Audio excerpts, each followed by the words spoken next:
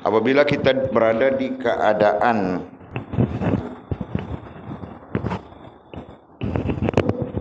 apabila kita berada di keadaan berusaha membebaskan diri kita daripada mengikut hawa nafsu, itu kan?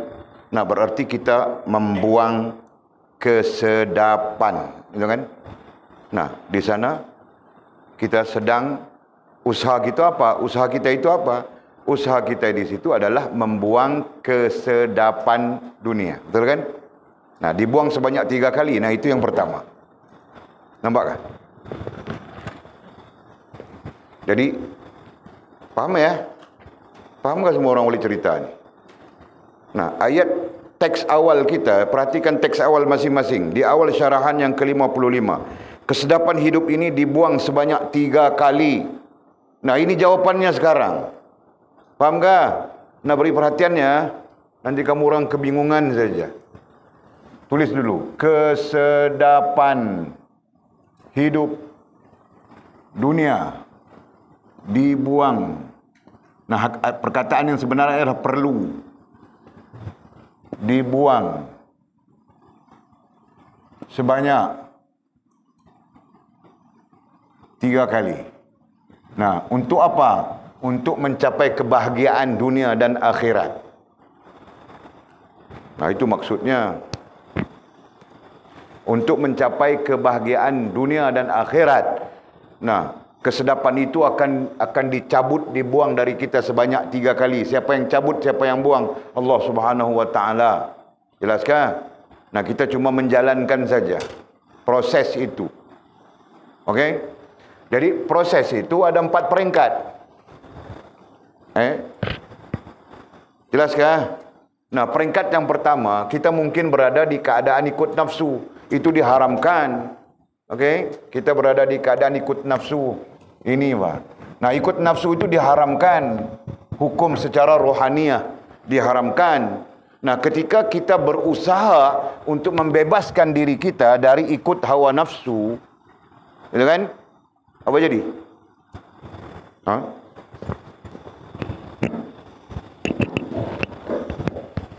Berusaha untuk membebaskan diri kita dari mengikut hawa nafsu. Nah, bukankah kita membuang kesedapan dunia ketika itu? Bateri ini masalah bateri rasanya. Susah yang pakai bateri ini. Nanti kita pakai nuklir. Yang pakai bateri. Kita beli yang pakai nuklir, tahu tak? Okey.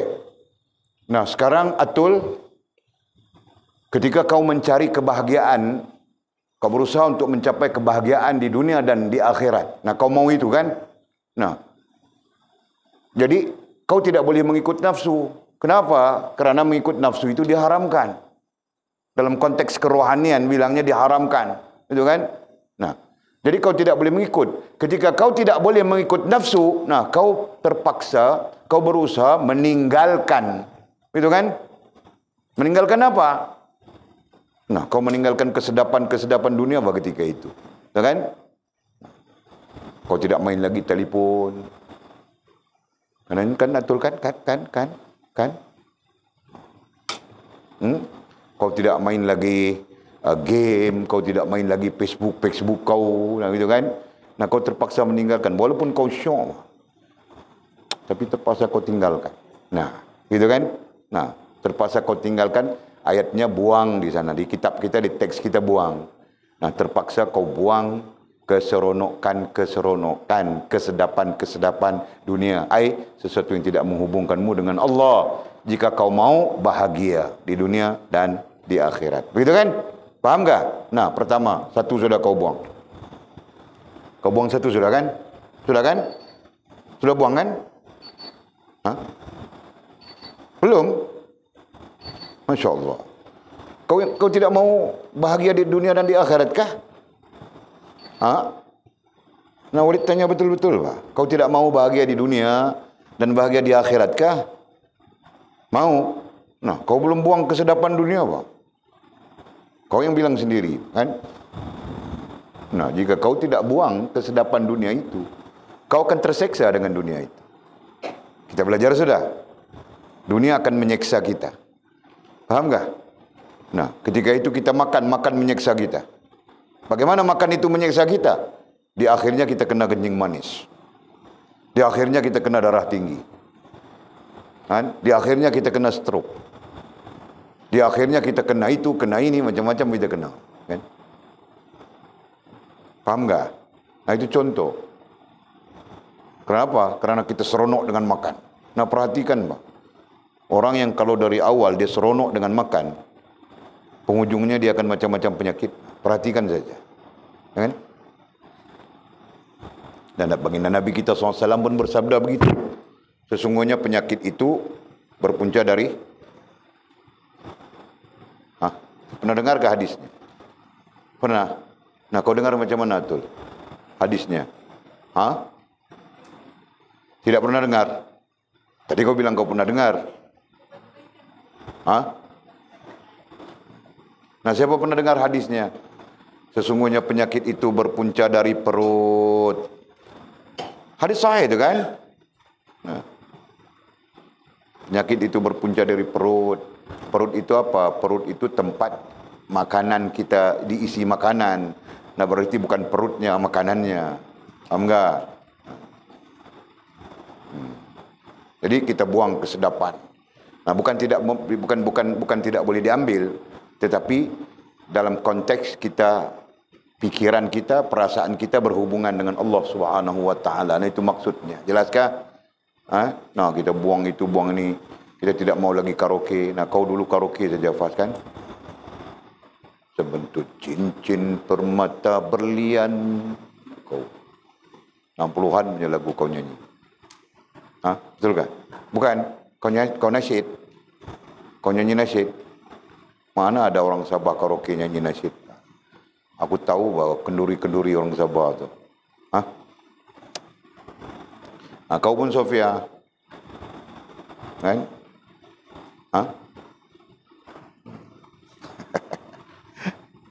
Okey. Nah, kita buang sudah kesedapan-kesedapan.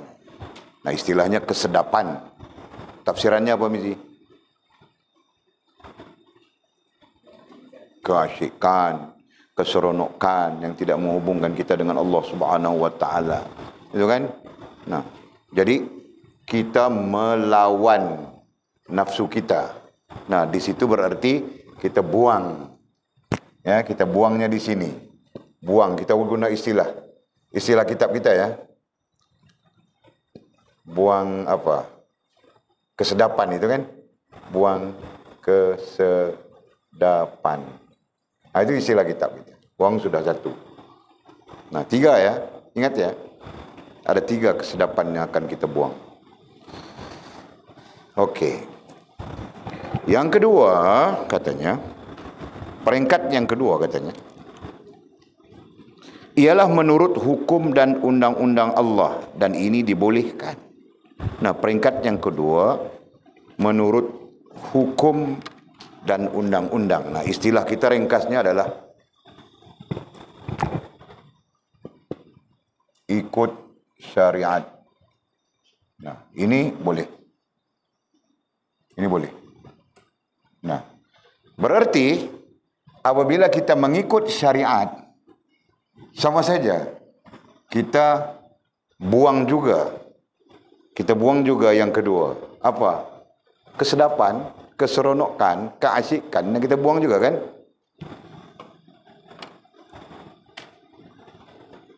Betulkah? Iya. Kita terpaksa buang main game pukul 3-4 pagi, tengok bola pukul 3-4 pagi. Terpaksa. Kenapa? Kita mau bangun subuh. Ya kan?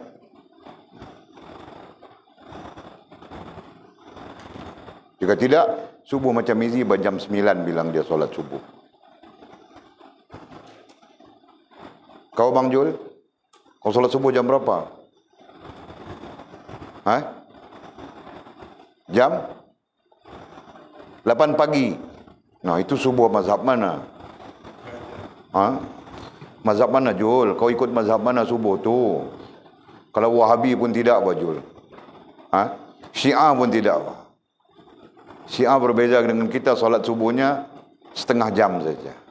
Nah, kalau kita jam 6, dia jam 7, dia jam 6:30. Nah, begitu saja. Kalau Syiah. Nah, kau sampai jam 8, mizi jam 9. Bangun awal sudah, lepas tu tidur balik, Masya Allah. Nah, dia begini Bajul, kalau kau tidak mau bangun, tidur sampai tidak mau bangun, bilang ikut nafsu. Faham tak? Tapi bila kau bangun, kemudian kau tidur balik, nah bukan nafsu lagi. Nafsu pun kau ikut, syaitan pun kau ikut. Faham tak? Nah, itu pendekatannya.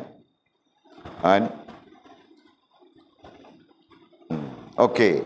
Nah, puncanya kenapa? Anjung pun serupa. Hari ini jam 10:30 baru datang perlahan. Minum kopi. Kan? Nah, kenapa? Nah, semalam main telefon. Dapat telefon, main telefon. Nampak?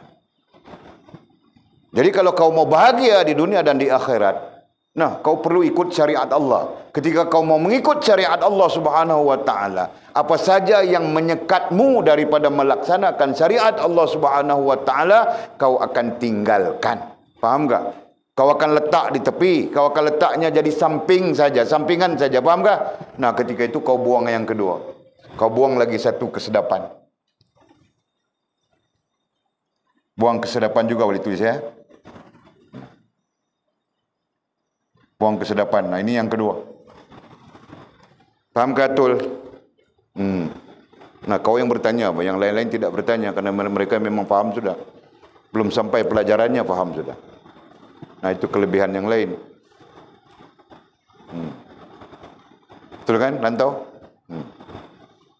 Kau seorang saja lambat paham. Nampakkah? Dah berapa kesedapan kau perlu buang di situ? 2 sudah. Nah, macam kau boleh bilang tadi, kau tinggal sudah telefon. Kan? Tidak main lagi game-game kah, apakah? Kan? Tidak minat lagi Insta famous kah, gitu kan? Semua buang sudah. Tidak ada lagi nganga-nganga, sia-sia, gitu kan? Nah, tiada lagi sudah. Cepat. Kita perlu buang kan? Nah, kita fokus. Jam ini kita ada mengaji. Jam ini kita ada kelas itu. Jam ini kita ada kelas ini. Nah, itu keadaan-keadaan yang kita lalui. Ya kan? Jadi, jam ini solat. Jam ini masak. Jadi, masa kita itu dalam lingkungan berhubungan dengan Allah Subhanahu wa taala. Jelas kan? Nah, yang lain-lain, yang namanya keasyikan, yang namanya kesedapan, yang namanya keseronokan, nah kita buang sudah. Jadi 2 kali buang sudah di situ. Nah, tengok pula yang ketiga. Katanya, peringkat ketiga ialah perintah batin, dan ini adalah peringkat kewalian atau wilayah, yakni wilayah, dan membuang hawa nafsu kebinatangan. Nah, peringkat ketiga lagi besar. Kan? Jadi peringkat ketiga ini, kalau kita istilahkannya adalah macam mana ya? Untuk memudahkan ya, terikat, itu istilahnya, terikat rasa dan perasaan dengan Allah. Ini peringkat ketiga. Nah, jadi untuk peringkat ketiga ini sama saja. Untuk terikat rasa dan perasaan kita,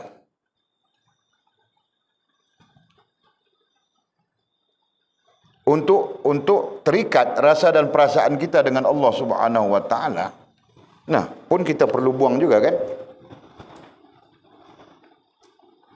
Kita belajar bila? Kemarin pun kita belajar lagi. Di mana ayatnya? Mahu Allah. Di mana? Tu. Muka surat 164, paragraf kedua.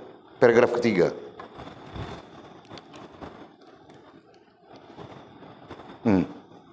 Nah, jika kita mahu Allah itu kan, kita perlu buang kesedapan, keseronokan dan makhluk. Kita perlu berjalan di dalam syariat Allah Subhanahu wa taala. Kita perlu hidup dengan iman, Islam dan ihsan yang sempurna. Bukan separuh-separuh, gitu kan? Bukan mencampur adukan. Nah itu. Nah ini lagi besar. Berarti kita perlu membuang bukan saja dalam soal-soal jasmaniah kita, bahkan termasuk dalam soal-soal rohaniah kita. Nah jauh lebih halus dalam soal-soal rohaniah itu adalah rasa dan perasaan kita sendiri.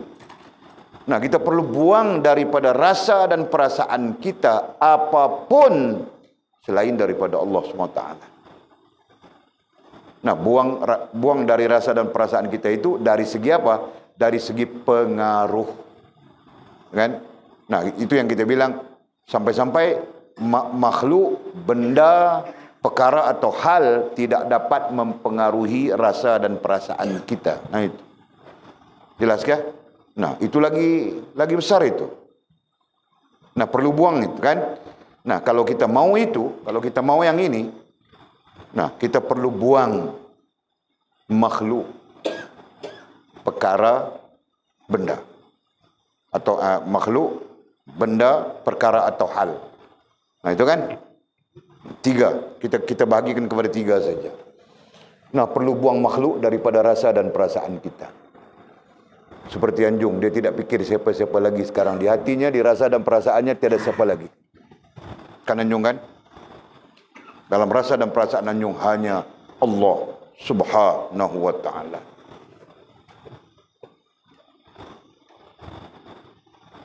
Betul kan anjung? Jadi siapa lagi yang ada dalam rasa dan perasaanmu? Kau cerita, jujur bah, biar kami tahu.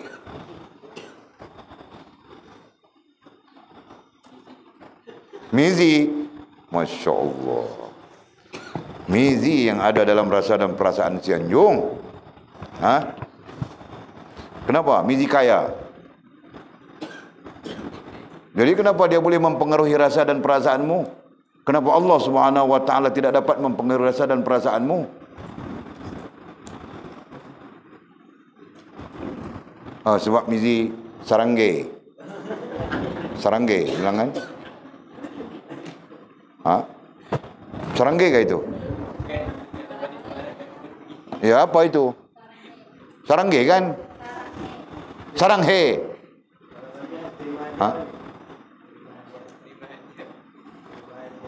Oh, itu maknanya terima hadiah. Jadi kamu orang kredit sendiri.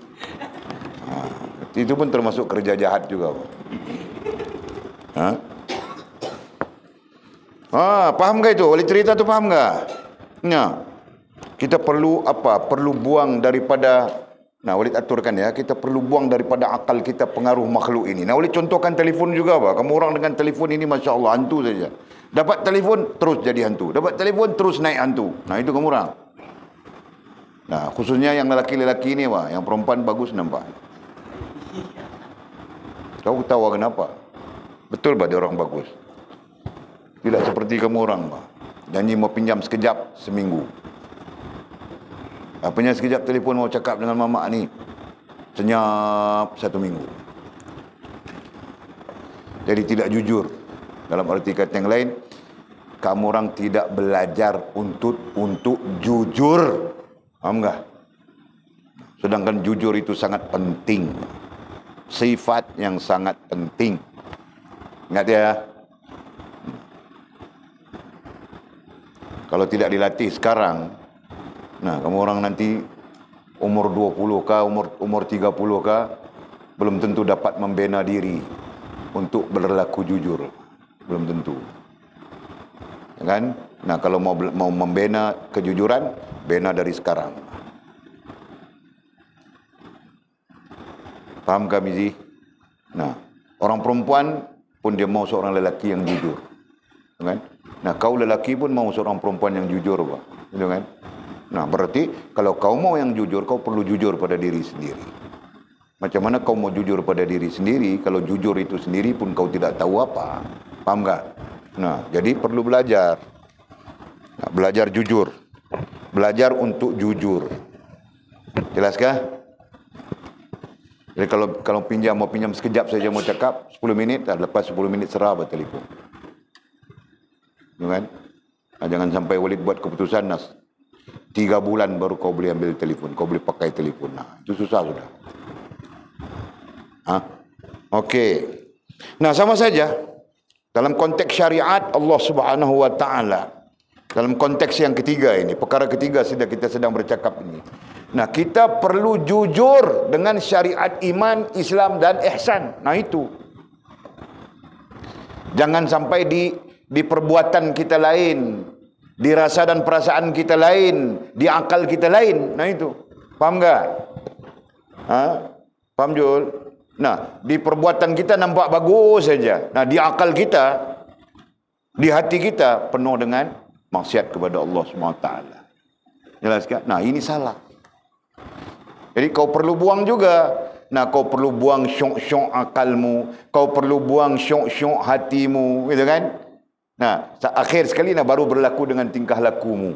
Tapi dalam perkara nombor 3 ini, yang ketiga ini, kita perlu buang syok-syok kita, kesedapan kita yang terkait dengan rasa dan perasaan khususnya. Berarti terkait dengan rohaniah kita, begitu kan? Nah, kau buang lagi ya, Tul. Yang ketiga, buang lagi kesedapan. Kesedapan itu kita sudah tafsir sudah ya. Keasyikan, keseronokan dan sebagainya kita buang lagi. Nah, berapa kali kita buang sudah, Tul? Nah, 3 kali sudah kan? Nah, berarti habis sudah 3 kali. Habis sudah. 3 kali kita perlu buang kesedapan. Nah, boleh saja kita sebut 3 tahap, boleh saja kita sebut 3 peringkat. Nah, itu tidak menjadi hal ya dalam kajian ilmiah. Nah, tidak menjadi hal. Yang penting kita faham dari sudut kita perlu berusaha untuk bebas. Nah, ketika bebas daripada ikut nafsu, kita buang itu, buang ini. Kita bebas daripada mau mengikut syariat, nah, kita perlu buang itu, buang ini. Dan kita belajar sudah sebenarnya. Nah, sampai kita mau membetulkan rasa dan perasaan kita terhadap Allah Subhanahu wa taala, nah, kita perlu buang itu, buang ini. Dengan paham gak, Jul? Nah, antara yang terbesar kita bincang ya, untuk terikat rasa dan perasaan kita dengan Allah adalah buang apapun yang mempengaruhi rohaniah kita. Betul kan? Belajar sudah semua orang kan? Nah, jelas.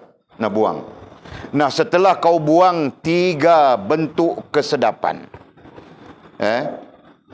setelah kita membuang, meninggalkan, atau apa istilah yang sesuai, 3 bentuk kesedapan, ya, sama ada rohaniah dan jasmaniahnya.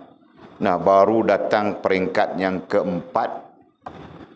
Jadi katanya peringkat yang keempat ialah peringkat keredaan dan kurniaan ilahi. Dalam arti kata yang mudah, nah, di peringkat yang keempat itu tidak ada apa yang perlu kau buang lagi. Maksudnya begitu kan? Nah, kenapa? Kerana kau berada di dalam keredaan dan kurniaan ilahi. Nah, peringkat keempat itu adalah peringkat menerima. Nah, boleh tulis. Peringkat keempat itu adalah peringkat menerima dari Allah. Nah, jadi peringkat menerima dari Allah, kau mau buang apa? Tidak ada apa yang kau perlu buang lagi sudah. Kau cuma menjaganya saja. Kan? Boleh paham tak?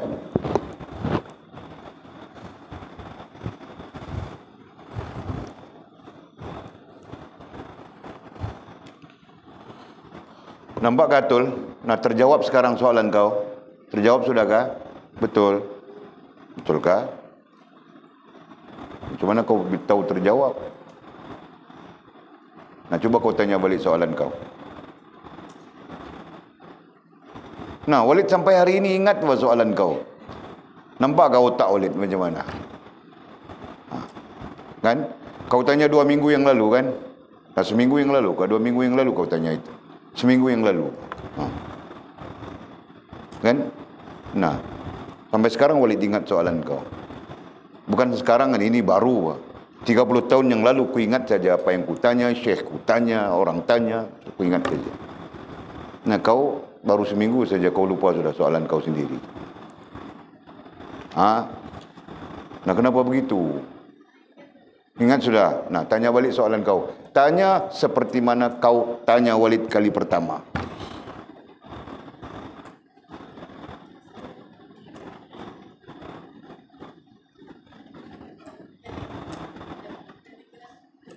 Apa?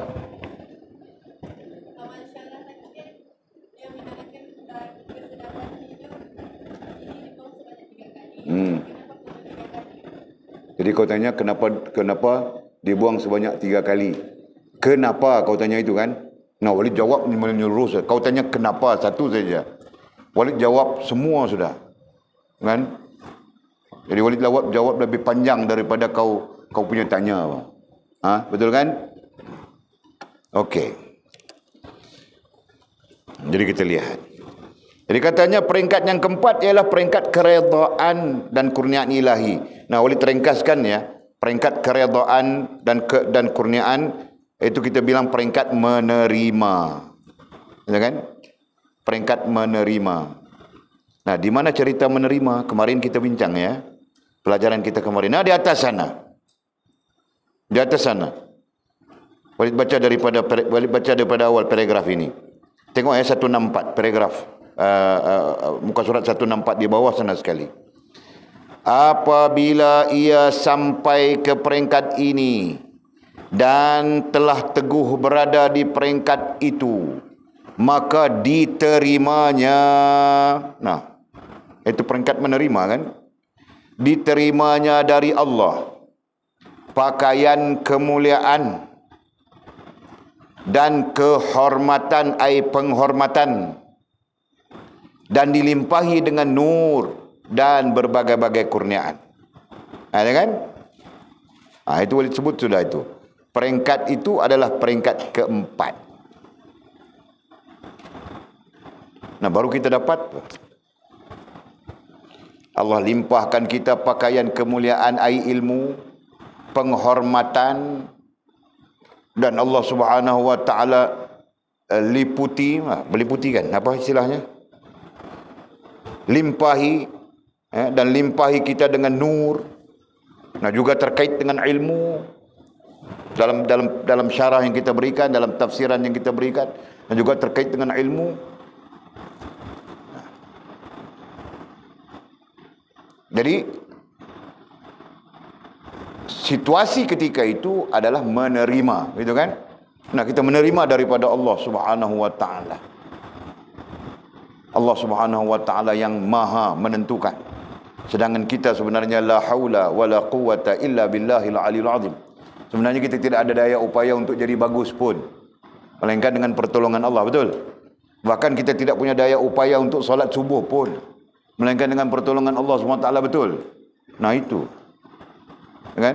Nah, mau bangun solat subuh pun kita tidak berdaya kan? Jadi, nah, kalau bangun pun jam 8, jam 9. Kamu orang yang kasih tahu Walid begitu, Pak. Walid mana tahu? Kan? Nah, berarti kita tidak punya daya. Di situ pun kita tidak berdaya, melainkan Allah Subhanahu wa taala memberi pertolongannya kepada kita. Fahamkah? Nah, jangan kau tanya, kenapa Allah Subhanahu wa taala tidak memberi pertolongan kepada saya untuk bangun solat subuh pagi tadi? Jangan kau tanya itu. Kenapa? Karena kau adalah pendosa. Ku pinjam perkataan kau, Bangkir. Kena bayarkah? Ku pinjam perkataan pendosa itu. Perlu bayarkah? Perlu bayar royalti kah? Tidak, okey. Kan? Karena kita pendosa. Dosa itu, dosa ini, dosa itu, dosa ini. Dosa itulah yang menyebabkan badan kita, rohaniah dan jasmaniah kita menjadi berat untuk bangun mentaati Allah Subhanahu wa taala. Fahamkah? Itu sebab. Jelas. Jadi kita perlu berusaha untuk menghubungkan diri kita dengan Allah Subhanahu wa taala, supaya beban-beban dosa yang terpikul, yang tertanggung di badan kita, di rohaniah dan jasmaniah kita menjadi bersih. Jelas kah? Nah, itu. Faham tak, Mizi? Nah. Jadi apabila kita berusaha dan berusaha buang apa-apa yang tidak membawa kebaikan dalam hubungan kita dengan Allah Subhanahu wa taala, nah akhirnya kita sampai di posisi keempat. Peringkat keempat. Peringkat bersih sudah kita. Peringkat bersih sudah kita, dan Allah Subhanahu wa taala melimpahkan kepada kita. Nah, kita ketika itu menerima saja. Allah melimpahkan kepada kita apa? Nah, sebut sudah di atas, pakaian kemuliaan. Allah melimpahkan kepada kita apa? Sebut lagi, penghormatan. Allah melimpahkan kepada kita apa? Sebut lagi, apa tadi? Dilimpahi dengan nur. Nah, 3 perkara itulah yang nantinya kita kita selamat, perjalanan kita nantinya selamat di dunia dan di akhirat, bahkan berbahagia di dunia dan di akhirat. Jelaskah? Nah, itu. Oke. Di sini katanya, di sini ai peringkat keempat ya. Di sini ai peringkat keempat. Lenyaplah kehendak dan maksud diri. Lenyaplah ai hilanglah, ai hapuslah.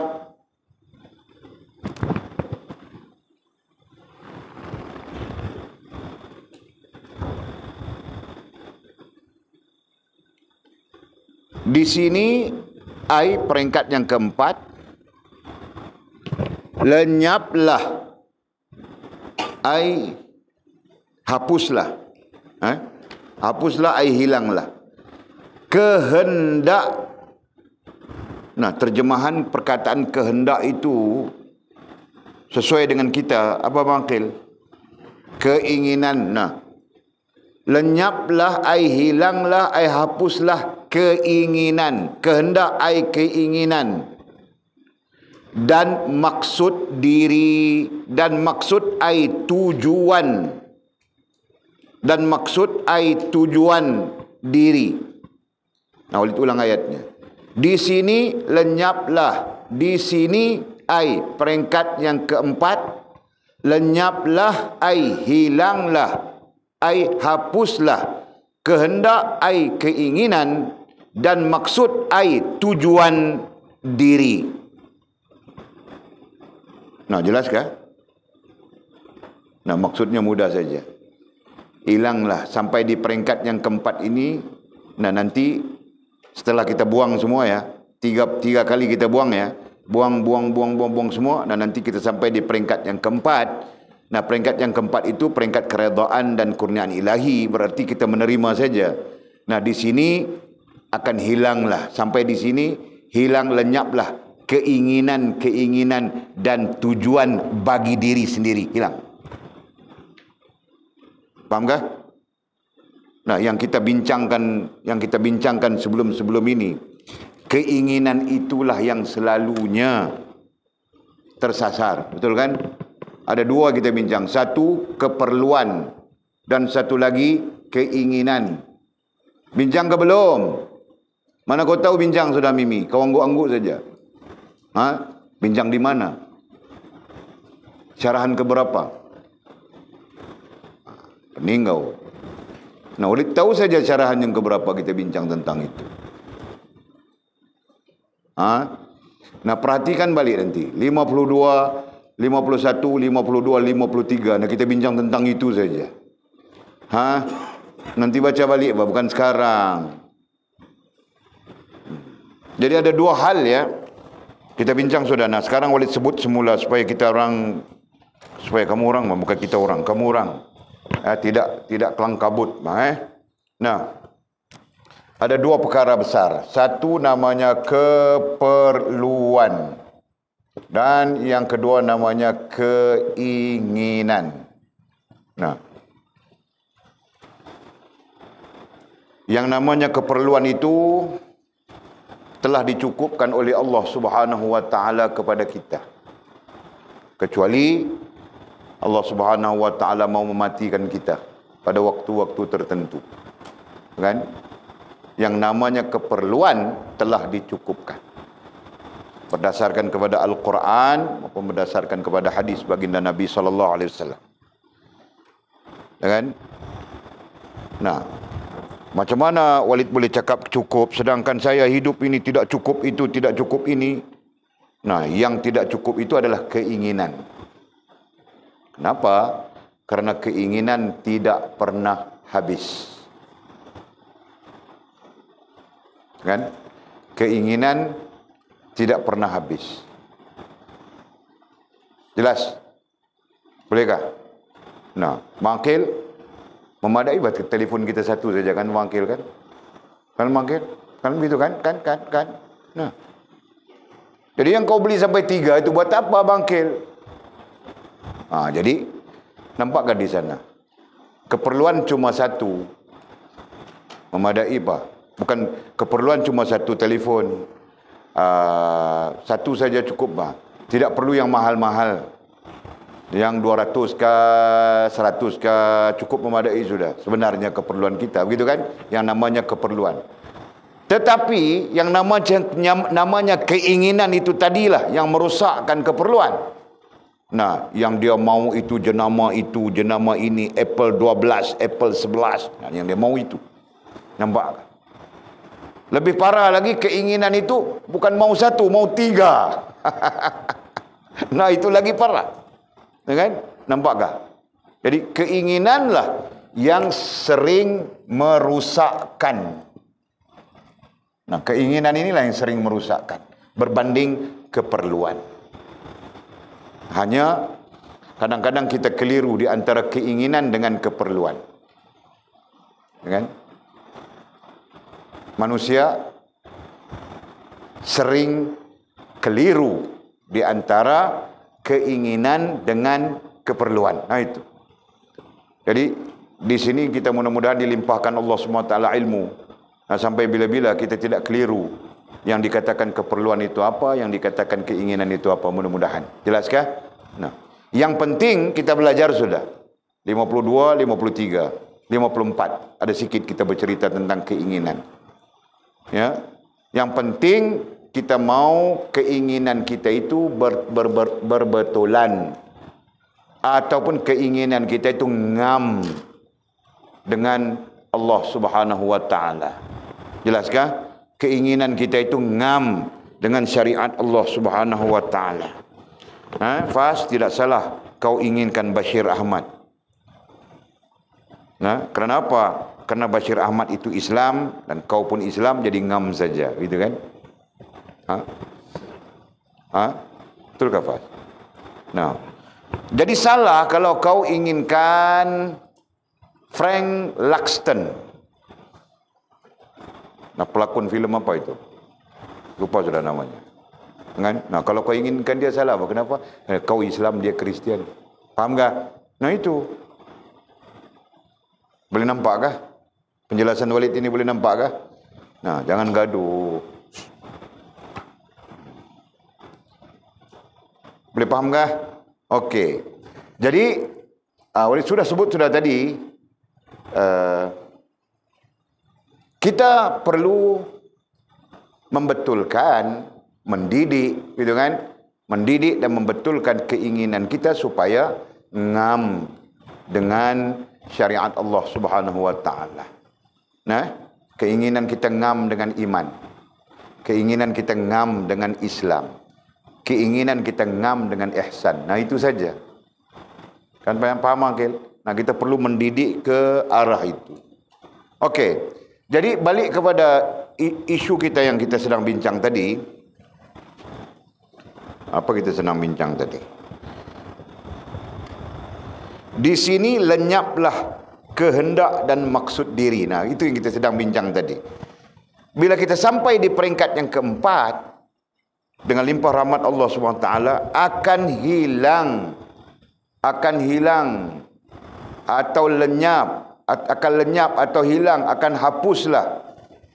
Apa yang hapus?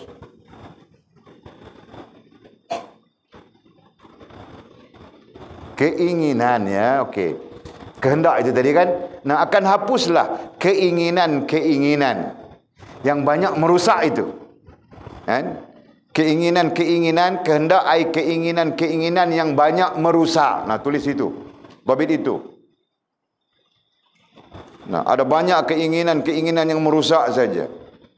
Kalau telefon kita itu memadai dengan satu casing saja. Nah, kita beli sampai 3 casing. Pantang tengok saja beli.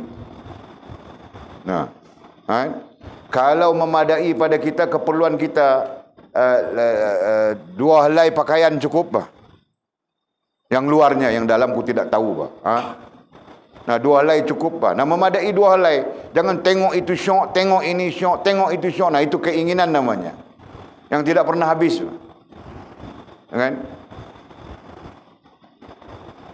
Sama saja siapapun.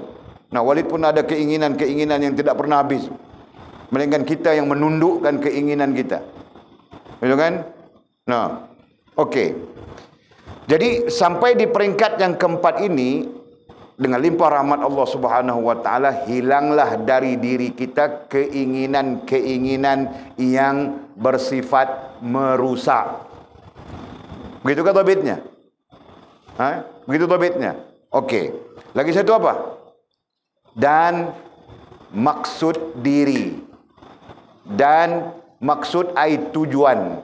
Nah, begitu juga lenyaplah ai hilanglah tujuan diri kita, tujuan memuaskan diri. Nah, dhabit itu. Hilang ai lenyaplah daripada diri kita maksud ai tujuan memuaskan diri. Nah, kenapa? Kerana keinginan-keinginan yang rusak ini tadi, keinginan-keinginan yang rusak ini tadi, pada hakikatnya adalah memuaskan diri sahaja. Betul kan? Keinginan-keinginan yang merusak ini tadi pada hakikatnya adalah apa? Bertujuan memuaskan diri. Betul kan? Keinginan-keinginan ini sebenarnya tidak lebih daripada bertujuan memuaskan diri kita. Betulkah? Nah, kita mau puaskan diri kita, telefon mau yang mahal. Padahal dari sini mau telefon kebalik ke KK ke Sabah saja. Bukan mau telefon Presiden Amerika. Bukan mau telefon Perdana Menteri pun. Mau telefon dari sini ke mana? Kau ke mana? Filipina? Ke mana? Yalah, di mana? Tuaran, Ranau. Nah, sini telefon ke Ranau saja. Inanam. Nah, aku tidak tahu bah inanam kah menanam kah. Okey, sini kau mau telefon ke sana. Kalau pakai telefon yang murah-murah itu apa namanya? Kan tahu? Nokia yang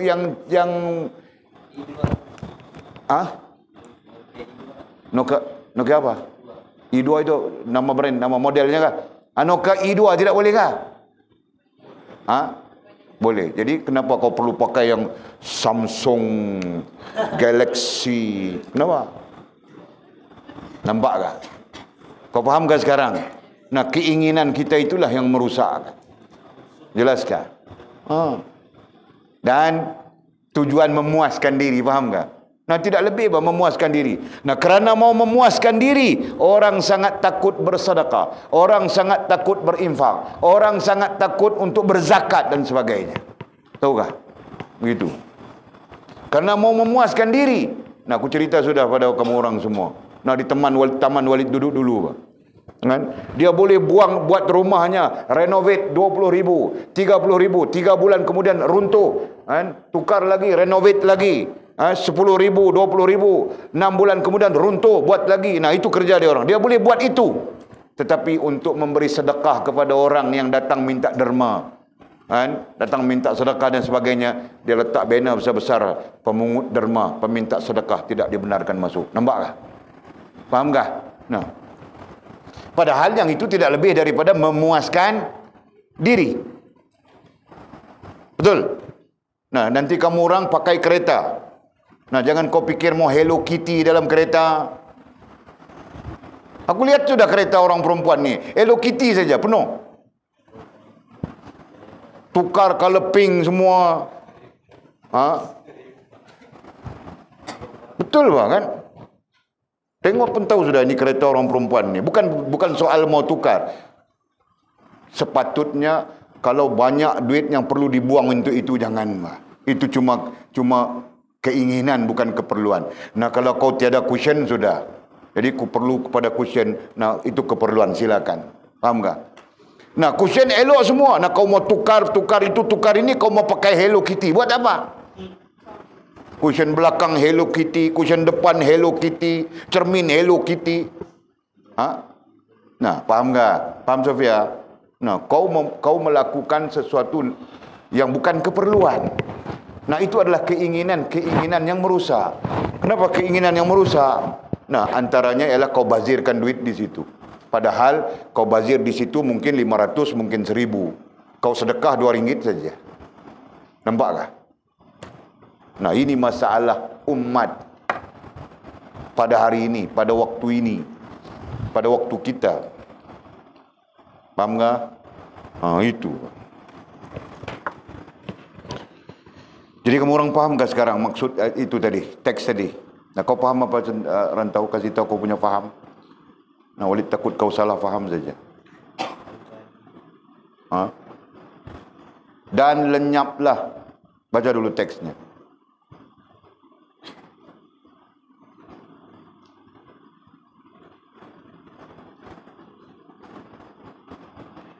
Teks tadi, aduh.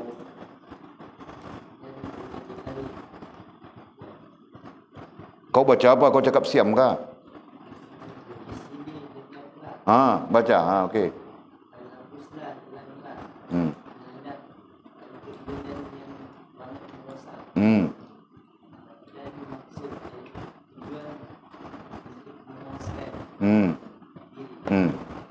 Jadi kau paham keseluruhannya ya.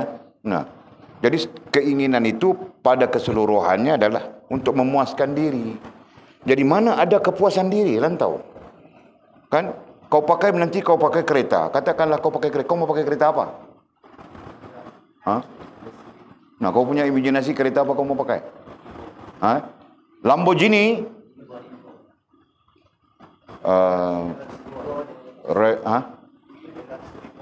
Hilux Revo. Nah, tidak masalah apa. Kau mau pakai Hilux Revo kah? Kau mau pakai kapal terbang kah? Kau mau pakai air fighter kah? Itu tidak menjadi masalah. Dan persoalan besarnya nanti, kalau keluar sudah kau punya Revo, kan? Nah, kau mau buat apa? Nomor 1.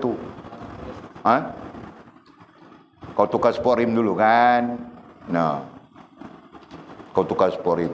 Keseluruhan sporim itu mungkin 4.000 kah? Gitu kan? Dengan tayar yang betul-betul begitu kan? Kau mau panjat hutan kan? Bukit kau sana. Nah, tidak. Kalau tayar yang berketul-ketul itu sesuai keperluanmu, itu tidak menjadi kesalahan. Nah, yang menjadi kesalahan adalah keinginanmu untuk dilihat cantik, dilihat hebat, dipandang oleh orang-orang, khususnya awek kau yang berada di simpang 3 itu, yang namanya Jenab itu misalnya. Kan? Namanya Jenab. Betul kah? Betul, Pak. Kan? Jadi kau mau dipandang orang-orang, puji-puji orang. Biasanya kita begitu kan? Nah, biasanya kita begitu, betul. Ku pakai telefon ini, baru kawan-kawan ku tengok, baru tahu aku ni hebat dari dia. Nah, faham kan? Nah, itu kebiasaan kan? Nah, itu contoh telefon. Nah, kepada hal-hal yang lain sama saja. Nah, itulah yang kita bilang tadi, maksud atau tujuan diri. Nah, jelas sudah sekarang, ulang-ulang lagi itu. Nah, jadi tujuan diri maksud secara jelasnya adalah untuk keinginan, kita bilang tadi sudah kan, untuk memenuhi keinginan diri kita sendiri saja. Padahal kita tidak diajar begitu. Jika kita mau menerima dari Allah Subhanahu wa taala, peringkat itu tadi kita bilang kan, Menerima apa? Nah, menerima pakaian kemuliaan, menerima penghormatan, kehormatan atau penghormatan, atau menerima limpahan nur. Nah, jika kita mau itu, maka kita perlu hapuskan tujuan diri. Hapuskan keinginan-keinginan dan tujuan diri. Nah, perlu dihapuskan. Faham kah? Selama mana keinginan-keinginan yang ada pada kita itu tidak menghubungkan kita dengan Allah, apalagi keinginan itu hanya untuk tujuan diri kita sendiri sahaja, nah selama itu kita jauh daripada Allah. Apalagi mau menerima, apalagi mau berada di posisi yang keempat ini, menerima kan pakaian kemuliaan, menerima penghormatan, kehormatan dan penghormatan, dan menerima limpahan nur. Apalagi itu. Nah, paham sudah sekarang? Jelas sekarang tau? Jelaskah? Kau jelaskan Jung? Ha? Nah. Kau jelas Kil? Kau makan nasi sekejap lagi jelas, insyaAllah. Makan nasi kah, makan apakah, nah jelas. InsyaAllah. Nah, kau jelas kah Fas? Ha? Betul. Nah, besok kau mengajar balik ya. Kenapa? Nah, tiba-tiba mau pengsan sudah kau. Kenapa? Nah, semua orang akan begitu, Pak. Semua orang akan ambil bahagian dalam mengajar, belajar dan mengajar. Nah, itu kan. Nah, Walid akan ada di dalam majlis ini. Mungkin ada beberapa orang lagi bersama dengan Walid akan ada dalam majlis. Nah, kau mengajar. Syarahan ini, syarahan ini, syarahan ini. Orang ini syarahan ini, orang ini syarahan itu. Nah, baru Walid akan sahkan pengetahuan kamu orang. Selama mana Walid tidak sahkan, selama itu pengetahuan itu tetap sebagai maklumat saja. Jelaskah? Bukan ilmunya. Ilmunya setelah disahkan. Faham tak? Nah, begitu caranya. Okey, kita terus. Inilah, kemudian kata musannif, inilah peringkat badaliyat. Nah, inilah isim isyarah. Siapa? Itu orang yang lenyap dari dirinya keinginan-keinginan dan tujuan diri. Orang yang lenyap dari dirinya keinginan-keinginan yang tidak menghubungkannya dengan Allah SWT, lenyap, hilang sudah. Dengan jadi kalau dia mau beli telefon, dia akan fikir telefon ni boleh menghubungkan dia dengan Allah SWT. Bukan menghubungkan dia dengan orang-orang yang miskin yang tidak ada pakaian itu. Tapi cantik-cantik kan biji? Yang miskin-miskin itu kan? Kan panggil kan.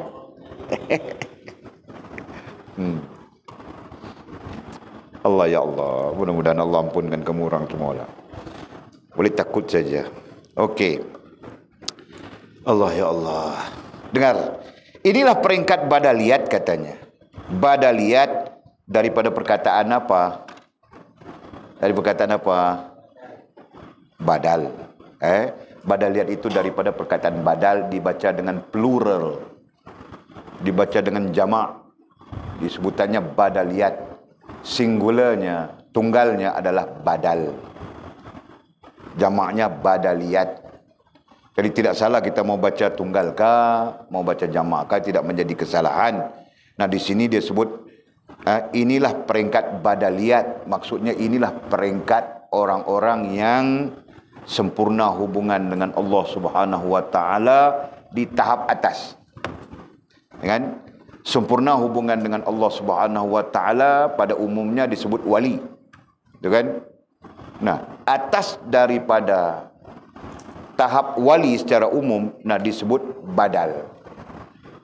Dalam ranking ilmu, ranking nama disebut wali abdal. Nah, nampak sudah sekarang gabungannya. Jadi kalau kita susun atur ya, kalau kita susun atur strukturnya, kita susun atur struktur ya. Nah, ditulis di mana? Di sini. Kalau kita susun atur strukturnya adalah satu wali. Ini secara umum. Dan yang kedua abdal. Ketiga autad. Autad. Dan keempat apa? Kutub. Ya. Itu Pak. Okey. Jadi ada istilah lain yang digunakan ya. Contohnya nuqaba, nujaba, itu di antara istilah-istilah yang terkait dengan hal-hal ini. Walid belum mau membincangkannya lagi ya. Itu. Sekejap. Walid sebut dulu istilahnya supaya nanti kamu orang ingat bahawa Walid pernah menyebutnya. Pertama ya, sebelum nuqaba, nujaba itu apa? Lupa istilah. Ada satu istilah awal sebelum nuqaba. Mungkin nuqabanya di sini. Ini istilah ya. Nuqaba. Nuqabanya di sini. Di sini nuqaba.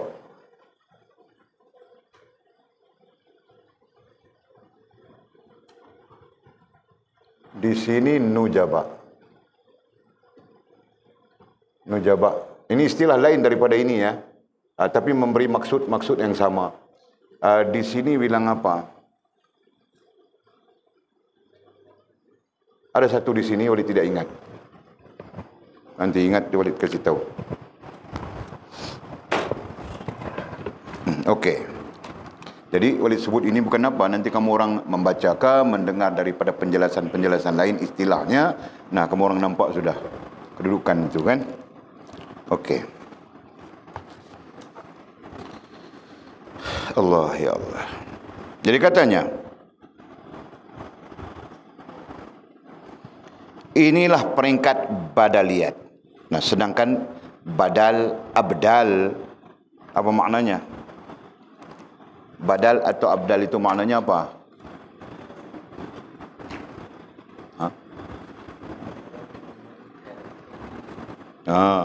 Orang yang berjaya menukarkan seluruh keinginannya. Seluruh keinginannya. Berarti menukarkan itu berarti mungkin menghapuskan ya, melenyapkan seluruh keinginannya. Keinginan dirinya. Keinginan yang menjadi tujuan dirinya. Berjaya dia lenyapkan, berjaya dia hapuskan. Itu kan? Nah, dia ngam, dirinya ngam dengan Allah Subhanahu wa ta'ala. Jelas? Nah, itu bilang badaliyat. Jelas kah? Okey. Si hamba itu, nah kalau betul kita berada di ini, di keadaan ini, di posisi ini, si hamba itu masuk dalam majlis ketuhanan yang maha tinggi. Nah, si hamba itu, nah mudah-mudahan kita ya berjaya, mungkin kita sebut istilahnya ya, berjaya masuk ke dalam majlis ketuhanan. Sekejap. Jangan babit lagi. Walid mau atur ayat supaya tidak canggung. Si hamba itu masuk dalam majlis ketuhanan. Dia ada mubtada mahzufnya. Dengan itu. Falihadha dalam bahasa Arab. Jadi, dengan itu. Ataupun oleh itu. Ataupun yang demikian itu. Mubtada mahzufnya. Si hamba itu masuk dalam, ke dalam, nah terserah saja mau pasang ke atau tidak kan. Masuk ke dalam majlis ketuhanan yang maha tinggi. Jadi apa? Orang yang di peringkat yang keempat. Nah, sekarang kita bercakap tentang peringkatnya. Orang yang di peringkat keempat itu, yang dia berjaya buang segala tiga posisi, tiga keadaan buang, ya kan? Nah, sampai dia di peringkat yang keempat, nah dia termasuk di dalam peringkat badaliyat. Nah, apabila dia berada di peringkat itu, maka dia masuk ke dalam majlis ketuhanan yang maha tinggi. Nah sekarang majlis ketuhanan, apa tafsirannya? Dan tahu? I-nya apa? Walid kasih berapa? Majlis ketuhanan. Nah Walid kasih berapa maksud?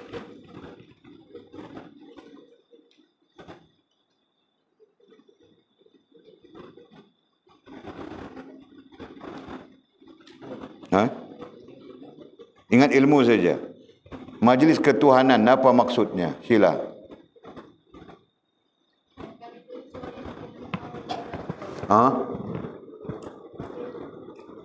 Apa? Yalah. Ada dua di situ kan? Satu, ilmu yang menghubungkan kita dengan Allah Subhanahu wa taala. Betul kan? Majlis ketuhanan artinya majlis Allah. Majlis ketuhanan artinya majlis Allah. Tuhan Allah Subhanahu wa taala, itu maksudnya kan. Dan terkait dengan majlis ketuhanan di situ, pertama adalah majlis ilmu yang menghubungkan kita dengan Allah Subhanahu wa taala itu sendiri. Nah itu satu. Ya kan? Itu terlibat saja semua orang kan. Orang-orang awam yang terjun mencari ilmu, nanti belajar iman, Islam, ihsan. Nah itu satu peringkatnya. Itu pun dibilang majlis ketuhanan. Cuma di peringkat awam gitu kan. Nah, ada lagi satu majlis. Ada lagi satu yang terkait dengan majlis ketuhanan juga. Nah sebab itu boleh bilang dua. Boleh sebut dua. Nah satu lagi itu apa? Satu lagi adalah ilmu yang menyampaikan kita kepada ma'rifah, musyahadah, mukasyafah, mahabbah. Nah, jadi keseluruhannya adalah ilmu. Cuma tahapnya saja berbeza. Ini tahap ma'rifah, nantinya ma'rifah itu sendiri ada tahap-tahapnya. Ya kan? Ada berapa tahap ma'rifah? Belajar sudah?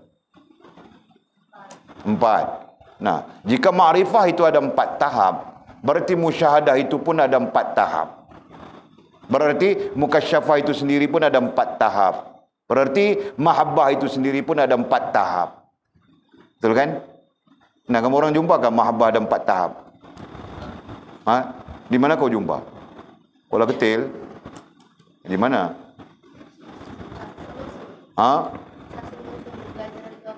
Nah, jumpa dalam Asasul Usul pelajaran pelajaran 12.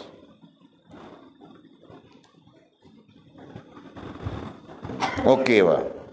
Jadi, apa ceritanya dalam Asasul Usul pelajaran 12 itu?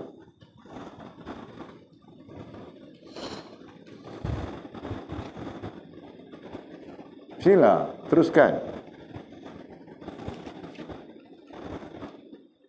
Nah, dalam Asasul Usul pelajaran yang ke-12, apa ceritanya?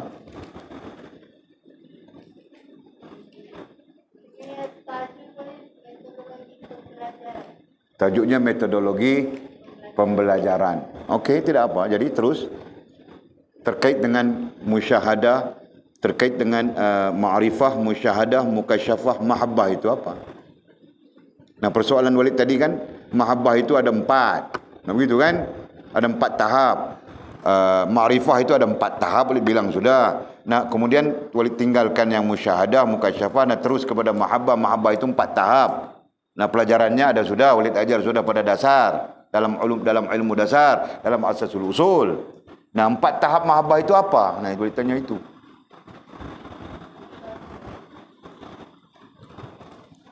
Apa? Kau sebutkan satu-satu.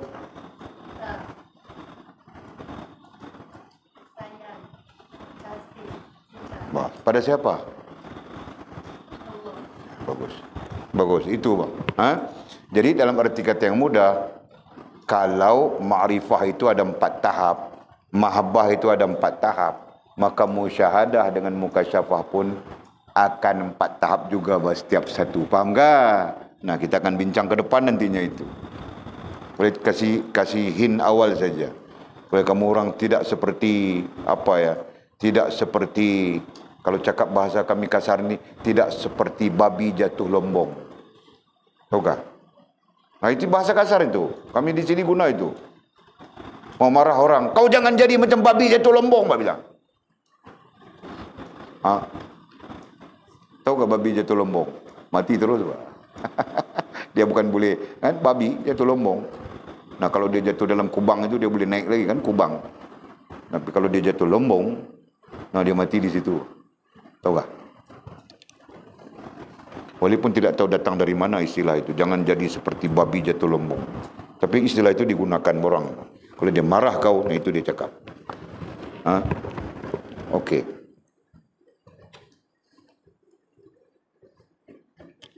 Si hamba itu masuk dalam majlis ketuhanan yang maha tinggi. Masya Allah.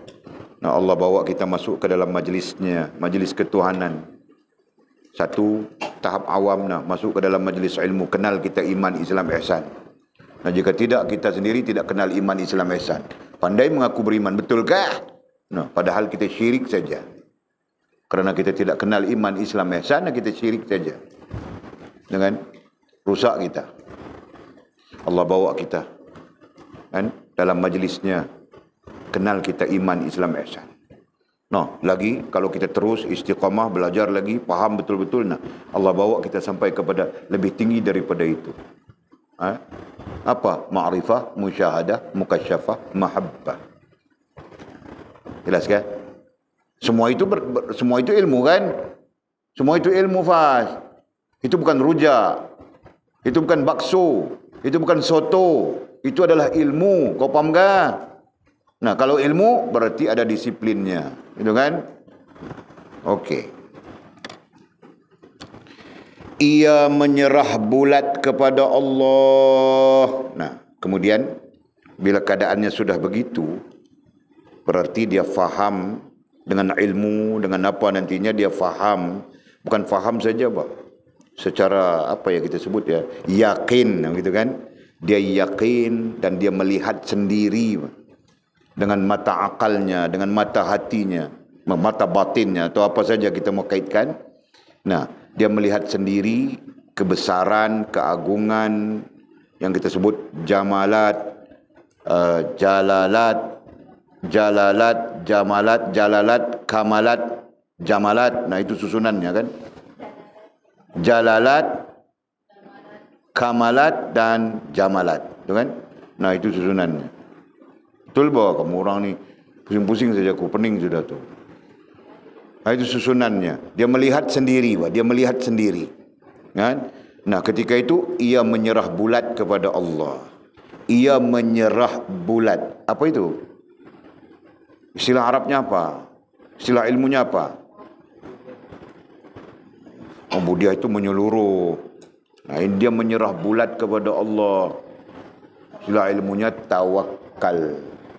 Kan? Wa 'alallahi falyatawakkalul mu'minun. Orang-orang yang beriman hanya bertawakal kepada Allah. Nah, tawakal itu kemudian ditafsirkan dengan menyerah bulat-bulat. Kenapa dia menyerah bulat-bulat? Dia tidak ada ikhtiar kah? Nah, siapa yang menafikan ikhtiar? Tidak ada siapa yang menafikan ikhtiar. Makna menyerah bulat-bulat itu adalah kita berikhtiar sambil kita memikirkan apa yang kita ikhtiar itu tidak memberi bekas. Nah, itu maksudnya. Kan? Kita berikhtiar, betul kan? Kita berikhtiar untuk makan. Kita berikhtiar mencari rezeki. Tidak bermaksud menyerah bulat-bulat itu tidak perlu ikhtiar. Kalau menyerah bulat-bulat itu maksudnya tidak perlu ikhtiar, itu adalah fahaman paling bodoh dalam dunia. Faham tak? Nah, Walid terpangkah terus fahaman. Itu adalah fahaman paling bodoh dalam dunia. Jelas? Nah, tidak ada kena-mengena dengan Islam. Tidak ada kena-mengena dengan ilmu tasawuf sunni. Sama sekali. Ilmu tasawuf sunni tidak pernah mengajarkan serah bulat-bulat tanpa ikhtiar. Tidak pernah. Yang diajarkan dalam tasawuf sunni adalah serah diri, serah bulat-bulat kepada Allah Subhanahu Wa Taala dengan ikhtiar, ikhtiar dan serahkan diri, serahkan bulat-bulat kepada Allah SWT dengan fahaman, dengan penjelasan, dengan pencerahan, meyakini, meyakini bahawa ikhtiar kita tidak boleh memberi bekas, tetap dengan izin Allah Subhanahu wa taala. Maka di situ terkait dengan konsep izin yang Walid ajar sudah kemurah. Jelaskah? Nah itu. Nah, jangan kita jadi Jabariyah, jangan jadi Qadariyah. Di situ telah memunculkan fahaman-fahaman yang sesat. Seperti Qadariyah dan Jabariyah dalam memahami hal itu. Jelas kan? Nah. Okey. Ia menyerah bulat kepada Allah dan menurut lakuan Allah semata-mata. Menurut lakuan Allah dengan maksud mengikut apa sahaja yang Allah Subhanahu wa taala buat di luar pengetahuan kita. Nah, berarti adakah yang Allah Subhanahu wa taala buat di luar pengetahuan kita? Nah, boleh tanya kamu orang, adakah Allah Subhanahu wa taala membuat sesuatu luar daripada pengetahuan kita? Adakah? Ada kan? Ada mangkil? Ada. Adakah? Nah, kalau ada apa namanya? Nah, namanya qada. Nah, kamu orang ada sudah dasar-dasarnya. Dengan namanya qada. Artinya ketetapan Allah Subhanahu wa taala yang tidak terkait dengan ikhtiar kita hamba. Nah, Allah Maha tahu. Dia saja yang tahu, kita tidak tahu. Nah, kemudian baru datang kepada kita namanya qadar. Qadar artinya ketetapan Allah Subhanahu wa taala yang berkait dengan ikhtiar hamba. Nah, berkait dengan ikhtiar. Tinggal di sana adalah izin Allah Subhanahu wa taala. Begitu kan? Faham tak? Nah, Walid harap konsep itu tanam, kasih jelas dalam fikiran. Karena lepas ini kita akan belajar banyak. Syarahan 57, 58, 59 sampai habis. Nah, semua terkait dengan hal-hal begitu. Jelas? Jadi dasarnya perlu difahami betul-betul.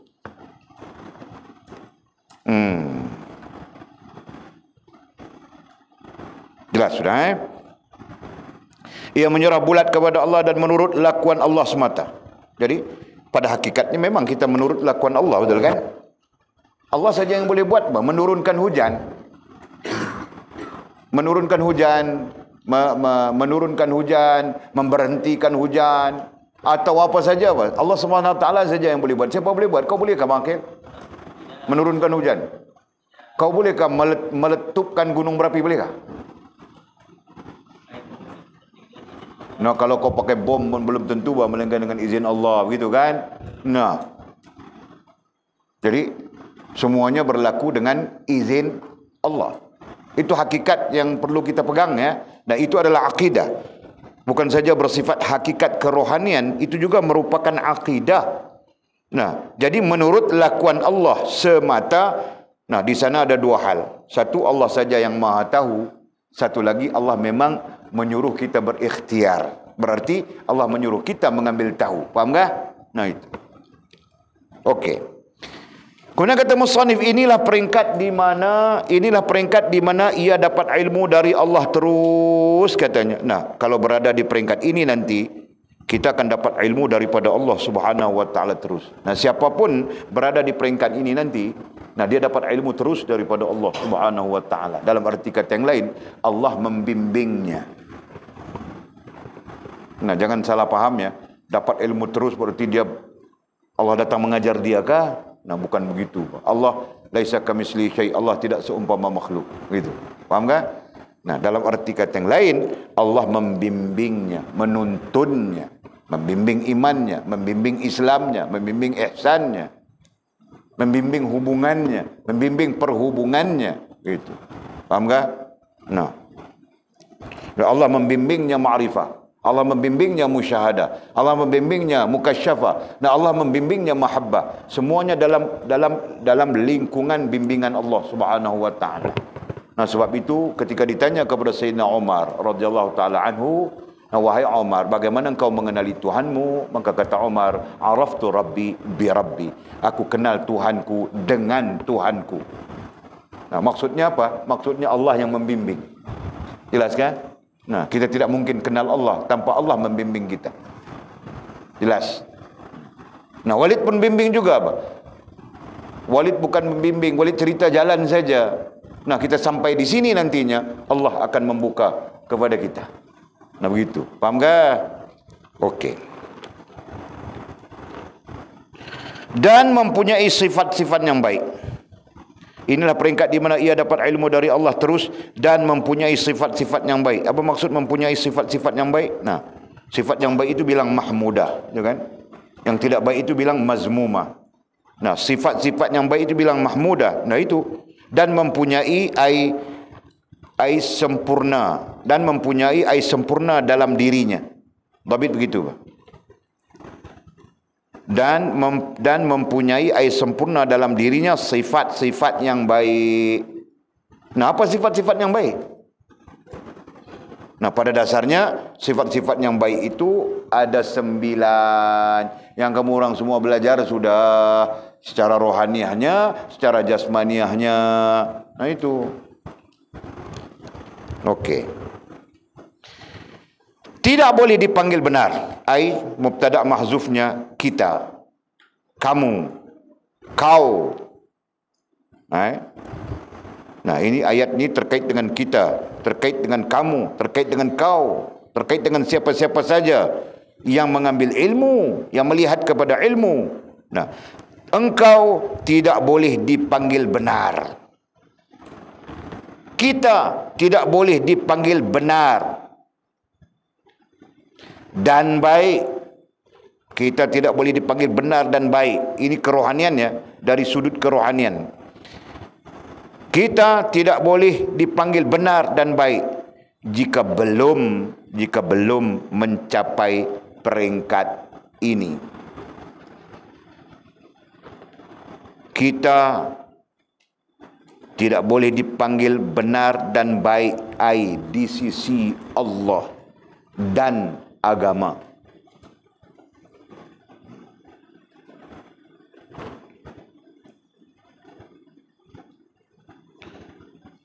Kita tidak boleh dipanggil benar dan baik di sisi Allah dan agama jika belum mencapai peringkat ini. Jika belum mencapai peringkat ini. Nah, peringkat ini peringkat apa? Peringkat apa itu? Peringkat ini peringkat kelima. Nah, tadi kau sebut 5, sekarang kau sebut 4. Menerima. Nah, peringkat keempat, bila sebut peringkat kan kita sedang bercakap peringkat. Kau ni jangan kasih jadi majhul, itu pentingnya nanti kamu orang belajar nahwu tu. Ayat itu kadang-kadang ma'ruf sudah, nah kau kasih jadi majhul dia. Kan? Ayat itu kenal sudah, paham sudah, tahu wakilnya, tahu rujuknya. Kau kasih jadi majhul sudah. Seolah-olah begini, Mizi pergi ke kedai, kemudian kau datang dengan ayat majhul. Siapa yang pergi ke kedai? Ku kasih tahu sudah ma'ruf tadi, Mizi yang pergi ke kedai. Ma'ruf sudah kan? Jelas sudah kan? Terang kan? Nah, datang si Anjung pula, siapa yang pergi ke kedai? Nah, tanya lagi dia. Nah, pertanyaan itu majhul. Faham tak? Nah, itu nanti belajar nahwu Arab. Walid yang ajar. Walid ajar nahwu Arab sama saja dengan Walid mengajar Quran. Salah saja ku tampar.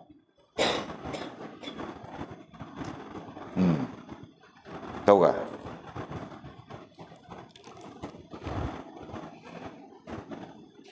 Nah, kemudian kata musannif wallahu a'lam. Besok kita sambung Allah. Nah, satu syarahan lagi kita pergi ya, lepas itu kita laju saja. Okey, ada soalan kah? Cepat bangkit, aku mau berak ni.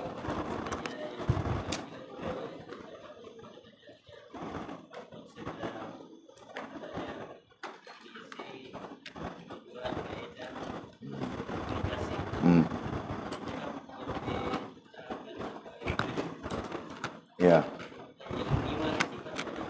Kau sabar dulu bangkit. Kau mau tanya sampai 7 konsep. Ya betul, memang soalan kau tu betul. Jadi apabila kita belajar tentang konsep, berarti ada 7 hal. Okey. Tapi Walid mengajar kamu orang 4 saja kan. Nah, Walid mengajar kamu orang 4 saja. Nah, sekurang-kurangnya 4 itu bagus sudah. Sesuai dengan peringkat kamu orang. Definisi pertama, metode kedua, ketiga apa ya? Tujuan, tujuan, dan yang keempat implikasi. Nah, itu sekurang-kurangnya, ya kan? Dan kalau kau tahu dari sekarang pun kau belum tentu boleh buat lagi, maka sabar sekejap, nanti habis satu peringkat, nah kau masuk universiti kita, universiti pondok kita. Nah, ketika itu kau belajar ke 7 peringkat konsep. Faham tak?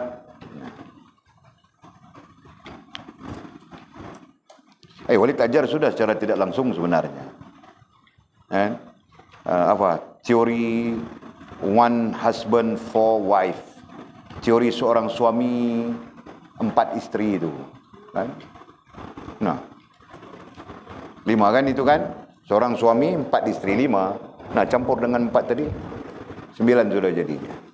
Kan? Bukan 7, 9 lagi. Nah, itu teori. Teori ini maksudnya ada pandangan begini, ada pandangan begitu, macam-macam pandangan. Okey? Nah, tidak penting, Pak. Teori itu tidak penting. Cuma teori adalah kewajaran sebagai kita pengkaji. Nah, nanti kamu sampai di peringkat kajian kitab, nah konsep itu sangat penting. Kan? Sekarang tidak penting bagi kau, Pak. Yang penting 4 itu pun cukup sudah. Itu pun kau pening mau jawab sudah, merapu-rapu, merepet-repet saja. Kan?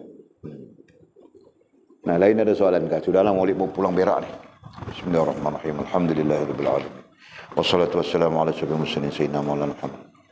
Allahumma iftah lana futuhal arifin warzuqna fahman nabiyyin waj'alna min ibadikas salihin. Allahumma ihdinas siratal mustaqim. Siratal ladzina an'ama Allah minan nabiyyin was-siddiqin wasyuhada'i was-salihin. اللهم ربنا افتح بيننا وبين قومنا بالحق وأنت خير الفاتحين. اللهم أعنا على ذكرك وشكرك وحسن عبادتك. اللهم فقهنا في الدين وعلمنا التأويل. اللهم فقهنا في الدين وعلمنا التأويل. اللهم فقهنا في الدين وعلمنا التأويل. وصلى الله على سيدنا محمد وعلى آله وصحبه وبارك وسلم. والحمد لله رب العالمين. تقبل الله منا ومنكم.